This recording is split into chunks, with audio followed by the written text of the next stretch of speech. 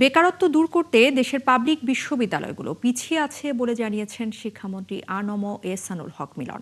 বিশ্ববিদ্যালয়ের ভর্তি পরীক্ষা এবং এইচএসসিকে সমন্বয় করতে বিশ্ববিদ্যালয় মঞ্জুরি কমিশন ইউজিসিকে পরামর্শ দিয়েছেন তিনি।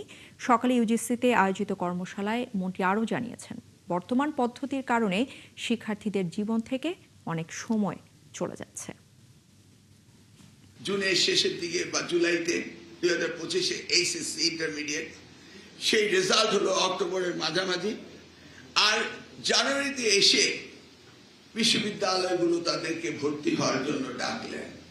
গতকাল দেখলাম ন্যাশনাল ইউনিভার্সিটি তাদের ভর্তি হওয়ার জন্য পরীক্ষা নিচ্ছেন। Do we have any coordination? আমাদের ডেমোগ্রাফিক ডিভিডেন্টের কথা বলছি।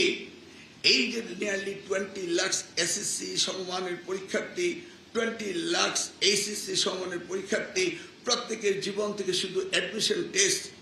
এই কারণে আউট অফ দ্য সিলেবাস শেষ করার পরও আমরা জাতির কাছ থেকে 20 প্লাস 40 লক্ষ বছর আমাদের সিস্টেমের কারণে চলে যাচ্ছে, আমাদের ডেমোগ্রাফিক ডিভিডেন্ট থেকে চলে যাচ্ছে।